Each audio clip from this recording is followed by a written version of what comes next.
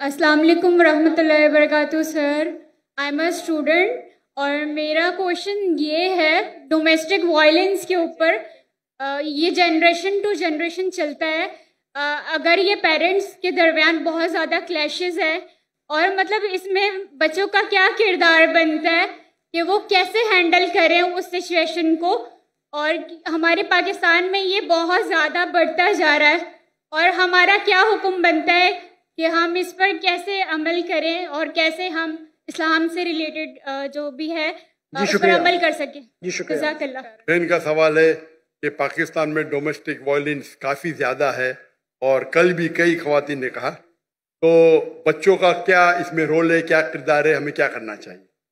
Domestic violence का मानी है कि आप चाहे अपने फैमिली में आप वायलेंस कर रहे, मतलब मारामारी कर रहे या आप पीट रहे, चाहे मार्क्स छोड़ रहे, चाहे स्टिचेज आ रहे, तो डोमेस्टिक वायलेंस इस्लाम में हराम है। There is the difference between domestic violence and difference between, अपने बच्चों को कोई थप्पड़ मारा तो डोमेस्टिक वायलेंस नहीं बोलेंगे, यूएसए में बोलेंगे I will call the police. वो यूएसए में, यानी अगर बच्चों को अपने थप्पड़ मारा डोमेस्टिक वायलेंस नहीं बोलते हो, तो लेकिन आप पीटेंगे उसको, आप बेच से पीटेंगे, काला ब्लू ब्लैक कर लेंगे, तो ये हराम है। और अल्लाह के रसूल की हदीस भी है जो खातून ने पूछी थी पहले कि कैन वी बीट, तो ज़राबा की मानी मैंने कहा था, मीनिंग बीट लाइटली। तो अल्लाह के रसूल की हदीस है कि आप फेस पे नहीं मार सकते, आप मारेंगे तो कभी उस पर मार्क नहीं छोड़ सकते। ये ज़राबा की मानी है, लाइक विद अ मिसवाक। तो domestic violence where there is torture, it's totally हराम।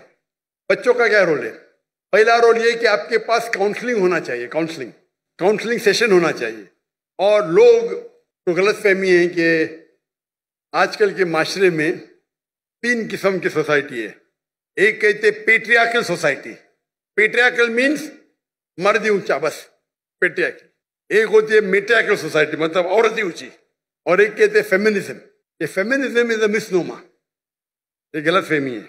इस्लाम में men and women are overall equal, identical नहीं है लेकिन इक्वल है। तो ये वर्ड फेमिनिज्म है, उसके मानी है मेन एंड वुमेन है इक्वल, तो मिसनोमा है।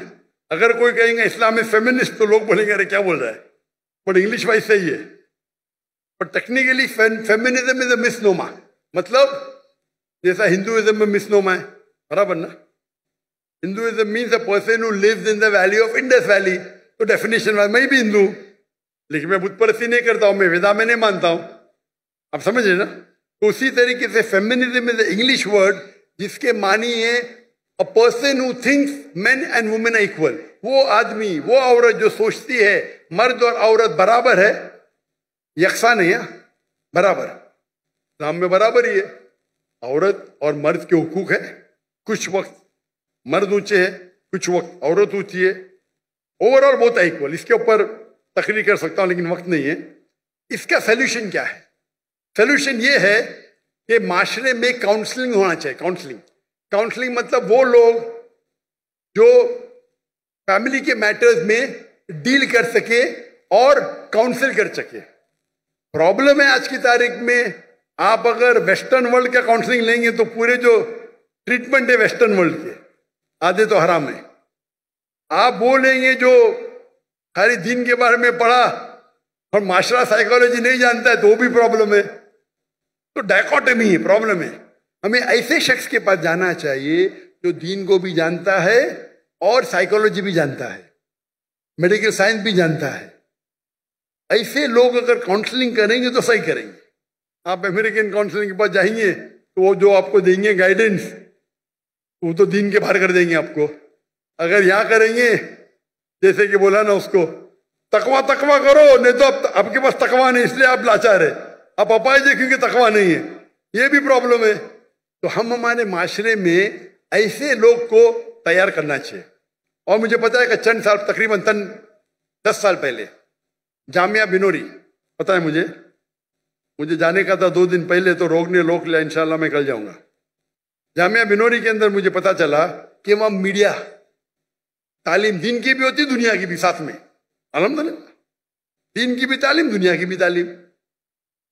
लेकिन दुनिया की तालीम अगर दीन के नजरिए से देखे मिसाल के तौर पे आप पढ़ेंगे, साइंस में लिखा है कि हम बंदर से बने, हमारे टीचर्स उसको बराबर जवाब देंगे। ये तो इंसान ने तो अपना मुसलमान बंदर से बने कुरान में लिखे, आदम अलैहिस्सलाम पहले थे। इख्तिलाफ है, तो इख्तिलाफ को किस तरीके से सॉल्व करना वो एक टेक्निक है।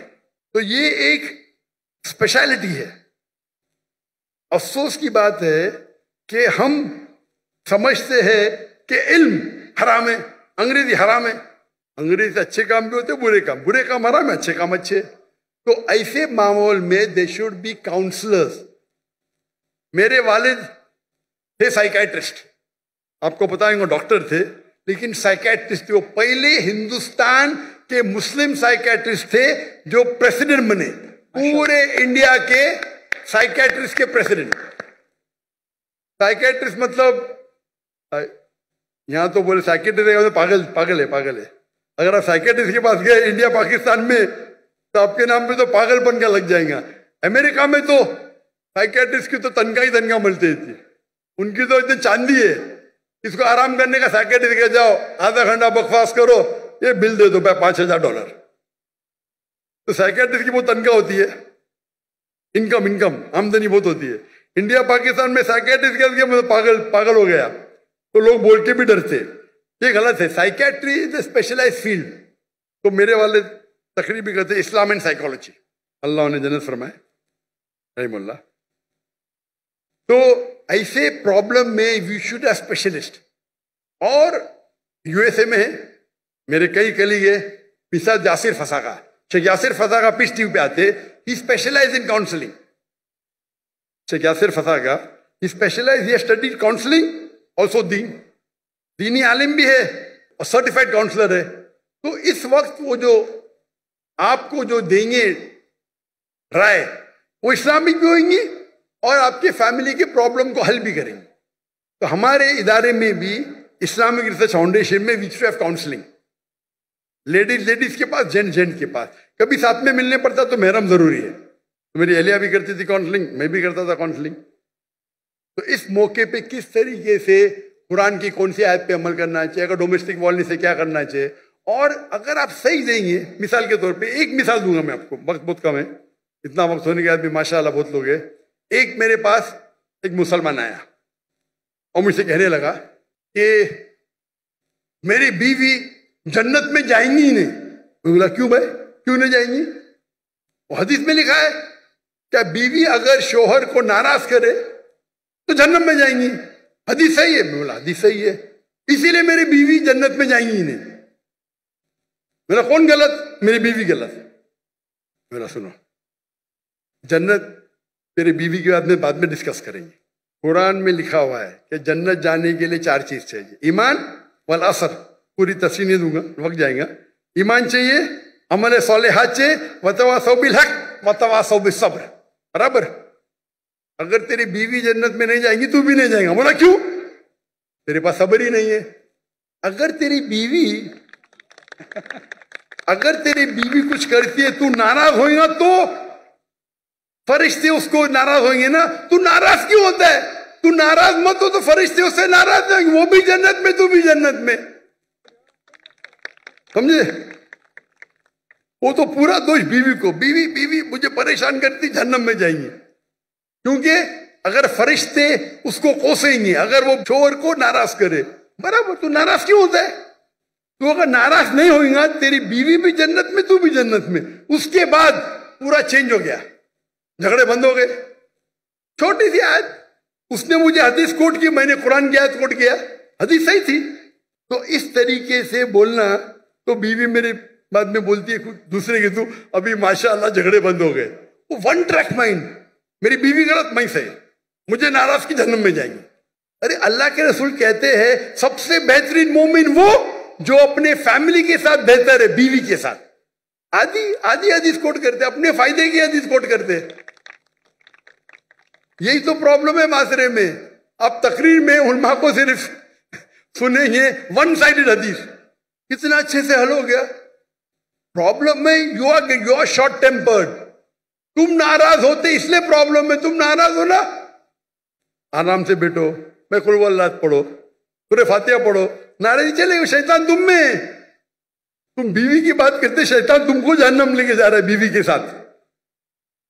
तो इस तरीके से काउंसलिंग करो, प्रॉब्लम ही सॉल्व। लेकिन अफसोस की बात है, मैं बस काउंसलर नहीं है, मैं बहुत कम करता था, बिकॉज टाइम की किल्लत है, सब तो नहीं कर सकते ना, तो कभी कभी मौका मिल जाता है।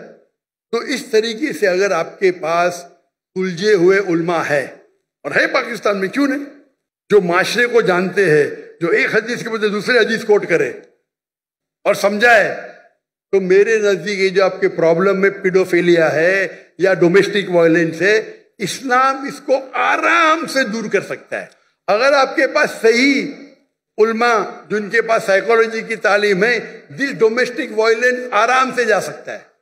यहां तो लोग समझते मेरा हक है भाई बीवी को मारना, सूरह निसा सूरह नंबर 4 आयत नंबर 35, कव्वामुन अला निसा, मैं कव्वाम हूं खलास, और जाके बाहर आके बोलेगा माशाल्लाह सही, क्या मर्द का बच्चा है। औरत पे हाथ उठाता, मर्द का काय का बच्चा है भाई, औरत पे हाथ उठाता, मर्द का बच्चा, कौन मर्द का बच्चा औरत पे हाथ उठाता।